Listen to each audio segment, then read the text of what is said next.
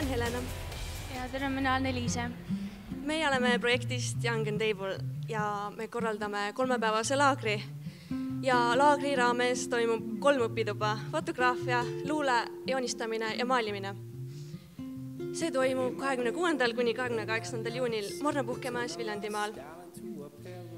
Sihtgrupp on 16 kuni 22-aastased noored, kes siis tegelevad ühe või mitme kunstiga, mis ma just nimetasin. Sinna tuleb siis 30 inimest, kes on eelnevalt maksnud osalustasu. Osalustasu sisaldab telkimist, sööki, ansambel Setode kontserti ja õpitube. Registreerimine algab mais ja juhendajad on luules Vaiko Pelials ja Siim Kera, fotograafias Mal Värva ja kunstitöötuppa me lootame.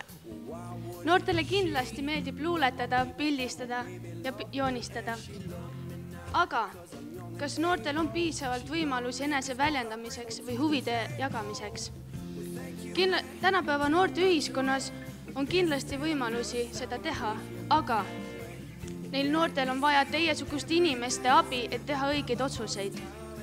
Meie ei kavatse teha midagi uut, vaid me tahame luua nendele noortele võimaluse, et nad saaksid tutvuda sellega, mis on nende jaoks uus. Näiteks nendele noortele, kes meeldib luuletada, et nad saaks seda esitada või nad saaks tunda neid inimesi, kes luuletavad.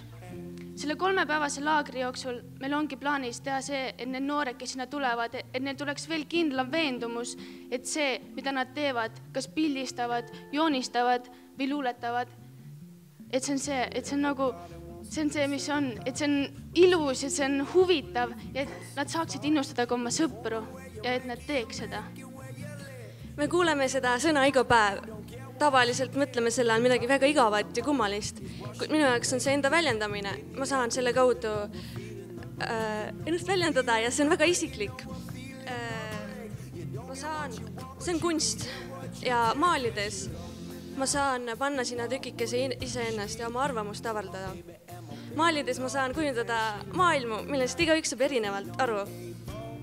Usun, et kunstil pole piire, seega arvan, et keegi ei saa öelda, et ma ei oska joonistada.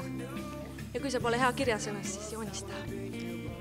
Üks hea viis enese väljendamiseks on jäädvustada kõik, mida sa näed fotole.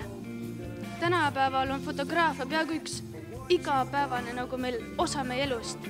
Ja tänu sellele me saame kokku panna oma elu ja mälestused. Keegi on kunagi öelnud, et üks pilt ütleb 1000 sõna. Kui sa tahad näha muutusi tänase ja homsa vahel, siis pildista. Üks lihtsaim tee vabaduseni on armastus.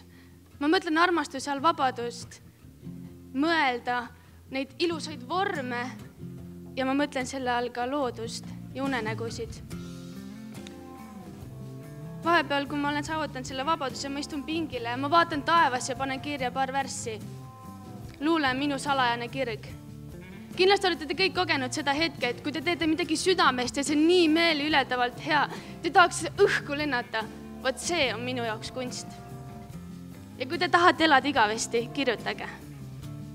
Kus on loomingu süda?